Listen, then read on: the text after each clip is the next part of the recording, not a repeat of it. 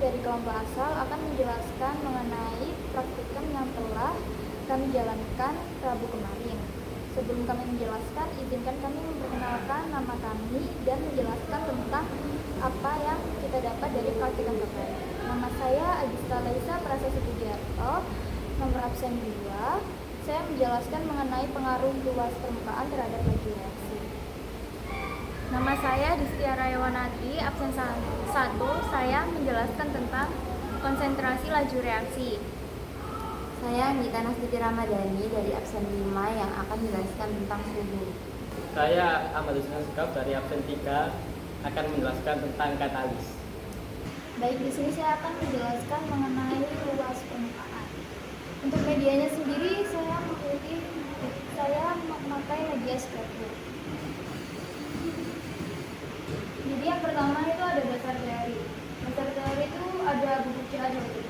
Untuk bubuk memiliki luas permukaan yang lebih besar karena partikel-partikelnya kecil dan tersebar luas. Sedangkan untuk bentuk butiran memiliki luas permukaan yang lebih kecil dibandingkan dengan bentuk bubuk karena partikelnya itu lebih besar. Lalu tujuan dari praktikum saya kemarin itu membandingkan laju reaksi antara CaO3 dalam bentuk bubuk dan butiran ketika dilarutkan dalam HCl. Untuk mengamati bagaimana perbedaan luas permukaannya mempengaruhi kecepatan laju reaksi. Lalu di sini saya juga dapat rumusan masalah, yaitu bagaimana pengaruh luas permukaan zat terhadap laju reaksi. Nah, di sini semakin luas permukaan zat, semakin cepat laju reaksi luas di sini dipengaruhi oleh bentuk partikel karena serbuk dan butiran partikelnya lebih kecil serbuk, maka lebih cepat terlarut gelas A yang berisikan serbuk CaO3 dibandingkan dengan gelas B yang berisikan butiran CaO3.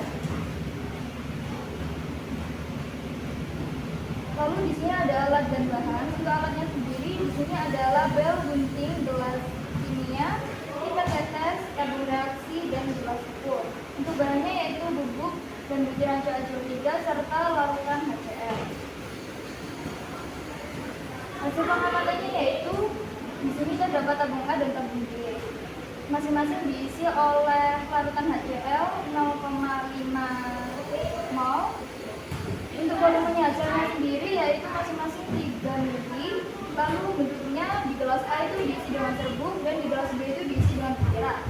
Untuk waktu di gelas A yaitu 960 detik atau 16 menit, dan untuk di gelas B yang berisi butiran yaitu 1020 detik atau 17 menit. Untuk laju reaksinya sendiri yaitu di gelas A 9,80 dikali 10 pangkat minus 4 dalam reaksinya, dan untuk gelas B yaitu 1,047 dikali 10 pangkat minus 3 dalam reaksinya. Lalu di sini ada analisis datanya. Begini grafik yang saya peroleh. Nah, penjelasannya yaitu serbuk CaO3 memiliki luas permukaan yang jauh lebih besar dibandingkan dengan butiran karena serbuk terdiri dari partikel-partikel kecil dengan area kontak yang lebih besar. Untuk kesimpulannya yaitu luas permukaan sangat mempengaruhi pada laju reaksi. Semakin besar permukaan, semakin tinggi frekuensi tumbukan efektif antar partikel, sehingga reaksi berlangsung lebih cepat sesuai dengan prinsip teori tumpukan. Berdasarkan hasil percobaan kami, serbuk CaO3 lebih cepat terlarut karena luas permukaannya lebih besar dibandingkan dengan butiran. Untuk waktu melacaknya CaO3 yaitu 16 detik. Nah, butiran yaitu memiliki luas permukaan yang lebih kecil, jadi dia itu lebih lama terlarut. Untuk waktunya yaitu 17 menit. Sekian dari saya. Apakah ada yang ditanyakan?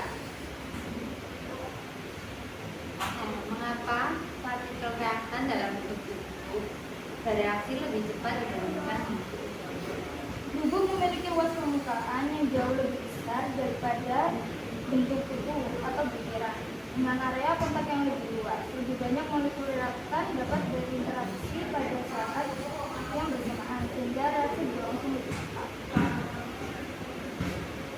Apa pengaruh luas permukaan terhadap laju reaksi? Semakin besar luas permukaan zat, semakin cepat laju reaksinya. Hal ini karena lebih Banyak partikel yang tersedia untuk bertabrakan sehingga peluang terjadinya tumbukan yang efektif meningkat. Mengapa partikel dengan luas permukaan lebih besar cenderung mempercepat reaksi kimia dibandingkan partikel dengan luas permukaan lebih kecil? Partikel dengan luas permukaan lebih besar memiliki lebih banyak area kontak untuk reaksi. Dengan demikian, jumlah tumbukan efektif antar partikel akan meningkat sehingga laju reaksi menjadi besar.